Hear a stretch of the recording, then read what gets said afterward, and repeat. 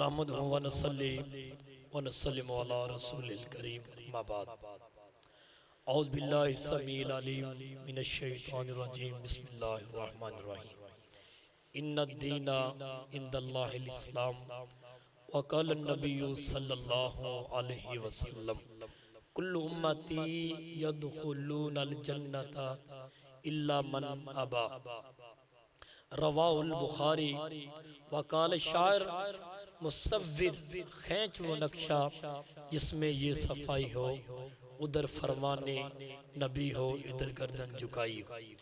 गुलिस्तान में जाकर हर एक फूल को देखा, न तेरी सी रंगत है न तेरी सी बू, निकल जाए मेरी जान तेरे कदमों के नीचे, यही हसरत यही आरज़ू।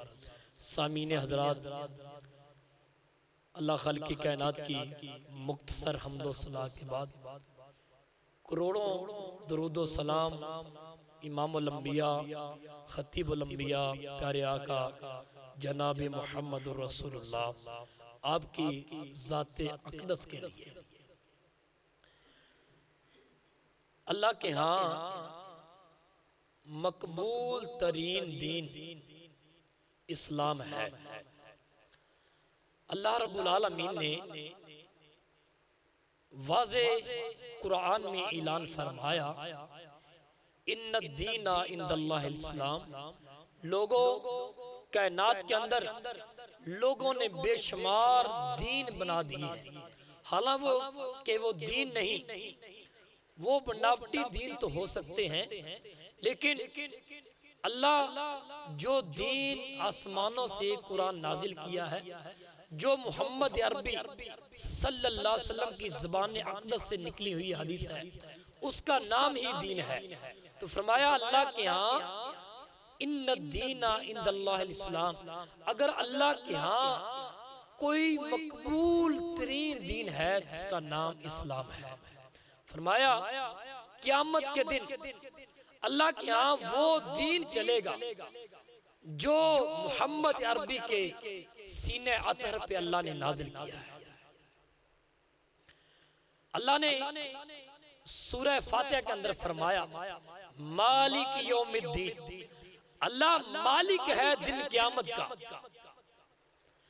और फिर इसका ये भी तर्जुमा किया जाए इन्नद-दीना इंदल्लाहिल इस्लाम, अल्लाह के यहाँ अगर कोई मकबूल तरीन दीन है उसका नाम इस्लाम है। और मालिक यौमिद्दीन, अल्लाह के यहाँ अगर मकबूल तरीन दीन इस्लाम है तो फिर क़यामत के दिन अल्लाह रब्बुल आलमीन ने फरमाया कि मालिक यौमिद्दीन, उस दिन फिर सरदारी और तराजू जो कायम किया जाएगा वो इन्नद-दीना इंदल्लाहिल इस्लाम के तहत। फिर उस दिन इनिल हुक्मु इल्ला लिल्लाह, अल्लाह के यहाँ फिर हुक्म और किसी का नहीं चलेगा। इनिल हुक्मु इल्ला लिल्लाह, क़यामत के दिन फिर अल्लाह रब्बुल आलमीन का हुक्म चलेगा, उसके अलावा और किसी का बनावटी दीन नहीं चलेगा। उसके सामने इमाम मालिक का दीन नहीं चलेगा, इमाम अहमद बिन हम्बल रहमतुल्लाह का दीन नहीं चलेगा, कोई किसी इमाम मालिक का दीन नहीं चलेगा, इमाम जाफर सादिक रहमतुल्लाह अलैह उसका दीन नहीं चलेगा, किसी की फुकात नहीं चलेगी, किसी की जनाब फिका नहीं चलेगी, किसी का इज्तिहाद नहीं चलेगा, किसी का कियास नहीं चलेगा। फिर उस दिन चलेगा इन्नद-दीना इंदल्लाहिल इस्लाम, अल्लाह के यहाँ खालिस अगर कोई मकबूल तरीन दीन है तो वो दीन इस्लाम है। उस दिन फिर हुक्म भी अल्लाह का चलने वाला है। फरमाया मालिक यौमिद्दीन, अल्लाह मालिक है दिन जज़ा का। तो फिर जज़ा वाले दिन अल्लाह ने जो हिसाबो किताब मुसलमान आदमी से लेना है, जिसने मोहम्मद रसूलुल्लाह पढ़ा है, फिर वो दीन मुहम्मदी के हिसाब से अपना हिसाबो किताब देगा। अगर किसी का अमल नबी पाक की सुन्नत से हट कर होगा तो फिर वो उसका अमल अल्लाह के यहाँ कबूल नहीं है, क्योंकि दीन के अंदर अमाल के कबूलियत की शर्तें हैं। इंसान तौहीद परस्त हो, ला इलाहा इल्लल्लाह मोहम्मद रसूलुल्लाह ने कलमा पढ़ा हो, और उसके अंदर उसकी नीयत खालिस हो, जो अमल करे खालिसतन अल्लाह की रजा के लिए करे और उसका अमल कुरान और हदीस के मुताबिक होगा, तो फिर उसके अमल को अल्लाह के यहाँ कबूलियत मिलेगी। इसकी एक मिसाल दूं, जामे सिल बुखारी उठाइए, इमाम बुखारी रहमतुल्लाह ने बड़ी ही प्यारी हदीस नकल फरमाई। हजरत बरा बिन आज़िब रज़ी अल्लाह तआला कुर्बानी के दिन ईद की नमाज ईद उल अज़हा पढ़ने से पहले अपनी कुर्बानी को ज़िबा कर दिया। मेरे मुस्तफ़ा को पता चला आप ईद की नमाज पढ़ने के लिए जा रहे हैं। उन्होंने अपने घर के अंदर जानवर को ज़िबा किया, एक सुराख से खून बह आ रहा है। आपने पूछा ये खून किसका है, ये खून क्या है? पता चला कि ईद की नमाज कुर्बानी की नमाज पढ़ने से पहले बरा बिन आज़िब रज़ी अल्लाह तआला उन्होंने कुर्बानी को ज़िबा कर दिया है। मेरे महबूब ने फरमाया, ए मेरे बरा बिन आज़िब, तेरे ये कुर्बानी करना अल्लाह के यहाँ सदके का गोश्त तो हो सकता है, ये कुर्बानी का गोश्त नहीं हो सकता, क्योंकि मेरे पैगंबर का तरीका क्या है, अल्लाह के कुरान का ऐलान क्या है। फरमाया फसल्लि लिरब्बिका वनहर, ऐलान ये है कि पहले नमाज पढ़िए, बाद में फिर कुर्बानी कीजिए। ये पैगंबर की सुन्नत है। अगर कोई ईद की नमाज ईद उल अज़हा कुर्बानी की नमाज पढ़ने से पहले अपनी कुर्बानी को ज़िबा करेगा, उसकी वो कुर्बानी नहीं, उसका गोश्त सदके का गोश्त तो हो सकता है, लेकिन वो कुर्बानी का गोश्त नहीं हो सकता। हज़रत अली पाक फरमाया करते थे, अगर दीन ज़हन राय का नाम होता तो मैं लोगों को कहता कि जब मसा करो पाँव के तलवे पे ना करो, आप अपना मसा पाँव के ऊपर वाले हिस्से पे करते हो।